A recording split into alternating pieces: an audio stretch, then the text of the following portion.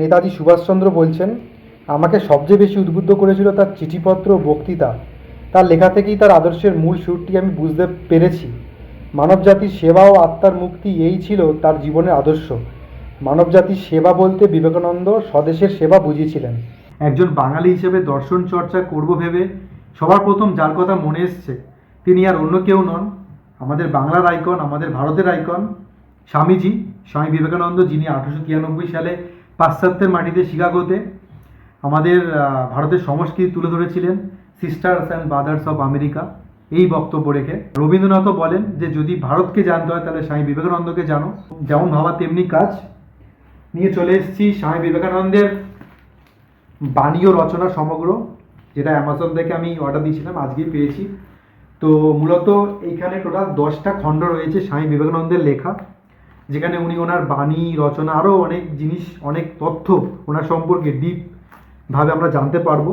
তো এটাই আমি স্টাডি করব এবং এটা থেকে আপনাদেরকে ওনার নানা রকম বাণী এবং গুরুত্বপূর্ণ যে সমস্ত মার্গদর্শন, যেগুলো আমাদের দরকার, আমাদের বাঙালিদের এবং সমস্ত মানুষের জন্য দরকার, যেগুলো আমরা ফলো করে আমাদের জীবন বেটার করতে পারি, সেগুলো তুলে ধরবো। এটা পড়লেই বোঝা যাবে অ্যাকচুয়ালি যে কারা অ্যাকচুয়ালি স্বামী বিবেকানন্দকে মানে আর কারা স্বামী বিবেকানন্দের নাম ভাঙিয়ে খায়। ঠিক আছে, কারণ এখনকার দিনে বাংলা যদি আপনি দেখেন, মানে নাম ভাঙিয়ে খাওয়ার জন্য প্রচুর লোক আছে, সংগঠনও আছে, লোকও আছে, কিন্তু অ্যাকচুয়ালি যখন কথা ওঠে আপনি তার কটা আদর্শ মানেন, কটা বাণী মানেন, নিজের জীবনে খাটান, তখন সেরকম খুব বেশি একটা লোক পাওয়া যায় না। এরকম নাম ভাঙিয়ে খাওয়া লোক, নানা রকম অন্ধভক্ত, অন্ধবিরোধী, ধর্মান্ধ, সাম্প্রদায়িক, এই সমস্ত লোকের জন্য আজকে বাংলার এথনিসিটি, আইডেন্টিটি তলানিতে। তো আমি মনে করি সেখান থেকে বাঙালির মধ্যে চেতনা যদি ফেরাতে হয়, তার হচ্ছে বেস্ট অনুপ্রেরণা হচ্ছে স্বামী বিবেকানন্দ, যার বাণী, যার জীবন সংঘর্ষ ডিপলি আলোচনা করব। তো সবার প্রথম চলো লেটস আনবক্স ইট, দেখে নিই এর মধ্যে কী কী বই আছে এবং তারপরে বাকি কথা বলছি। তো এই হলো প্যাকেজ, চলো এবারে আনবক্স করি। তো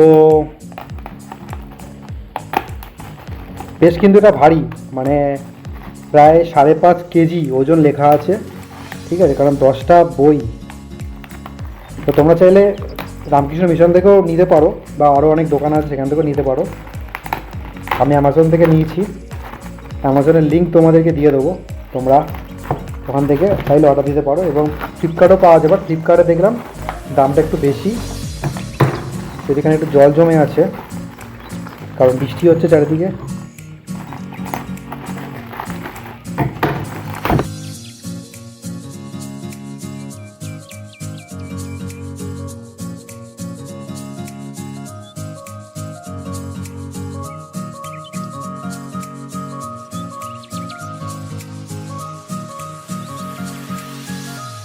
এটা হচ্ছে দ্বিতীয় খণ্ড, এটা হচ্ছে দশম খণ্ড, এটা হচ্ছে পঞ্চম খণ্ড, এটা হচ্ছে সপ্তম খণ্ড, হচ্ছে তৃতীয় খণ্ড, অষ্টম খণ্ড, এটা চতুর্থ খণ্ড,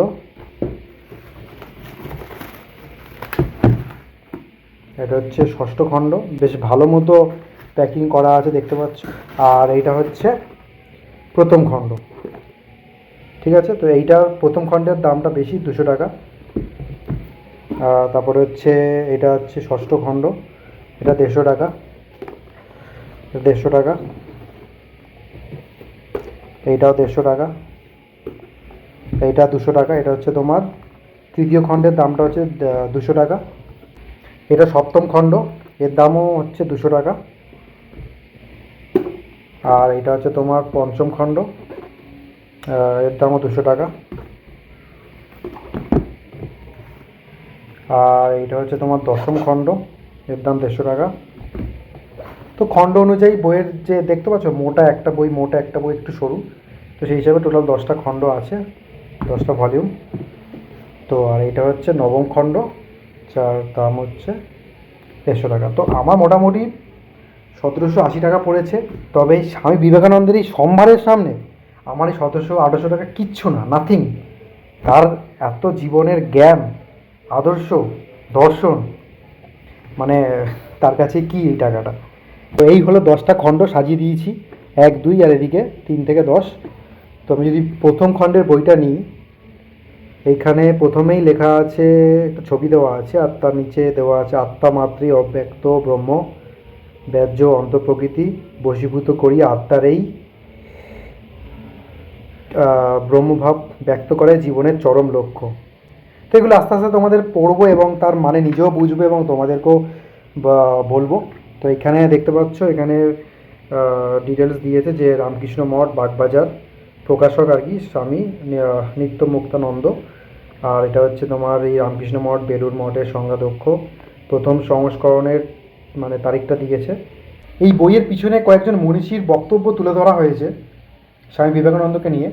তো তোমাদের একটু পড়ে শোনাতে চাই, আশা করি তোমরা মানেটা বুঝবে। প্রথমে লিখছেন যে রমারলা লিখছেন যে 30 বৎসর পূর্বে স্বামী বিবেকানন্দ যাহা বলিয়া গিয়াছেন, আজও সেই সকল কথা পড়িতে পড়িতে আমার সর্বশরীর রোমাঞ্চিত হইয়া ওঠে।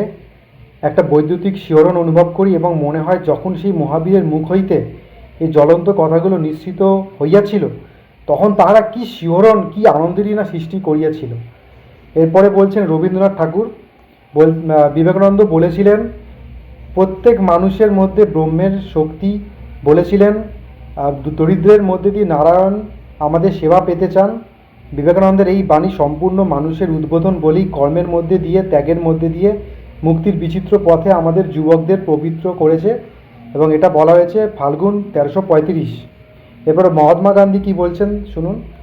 স্বামী বিবেকানন্দের রচনাবলীর জন্য নিশ্চয়ই কোনো পরিচয়ের প্রয়োজন নাই, সেগুলির নিজস্ব মর্মস্পর্শতাই অনিবার্য। এরপর শ্রী অরবিন্দ বলছেন, আমরা বলি দেখ মাতৃভূমির জাগ্রত আত্মায় বিবেকানন্দ এখনও জীবন্ত, ভারতমাতার সন্তানগণের হৃদয় বিবেকানন্দ অদ্যাপি অধিষ্ঠিত। এরপরে আমাদের নেতাজি সুভাষচন্দ্র বলছেন, আমাকে সবচেয়ে বেশি উদ্বুদ্ধ করেছিল তার চিঠিপত্র ও বক্তৃতা, তার লেখা থেকেই তার আদর্শের মূল সুরটি আমি বুঝতে পেরেছি।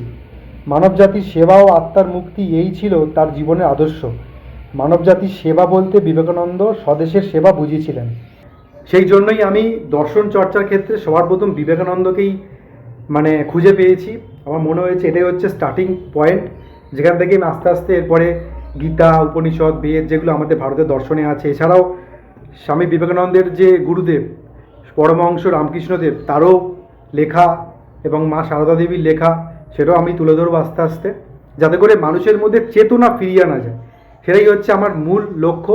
কারণ বর্তমান সমাজে বাংলায় মানুষজনকে দেখলে মনে হয় যে মানুষের মধ্যে যে চেতনাটা নেই, যেটা কিনা আমাদের যে মনীষী যারা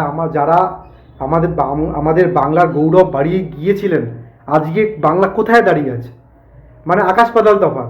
যেমনটা বললাম, আমি এরপরে যত আর কি গীতা থেকে শুরু করে উপনিষদ যা যা সবই পড়বো। আর দেখুন, আমার কিন্তু কপালে কোনো তিলক নেই, আমার গায়ে কিন্তু কোনো গেরুয়া পোশাক নেই, বা আমি কিন্তু সম্পূর্ণ নিরামিষাশীও নই। আমি একজন সাধারণ মানুষ।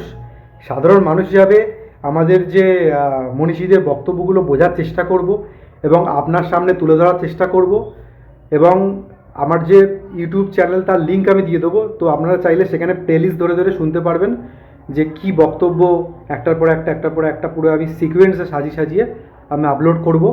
তার লিঙ্ক আমি দিয়ে দেবো। যদি আপনারা চান শুনতে, তাহলে আপনারা সেখানে গিয়ে চ্যানেল সাবস্ক্রাইব করে রাখতে পারেন, যখনই ভিডিও আসবে আপনারা পেয়ে যাবেন।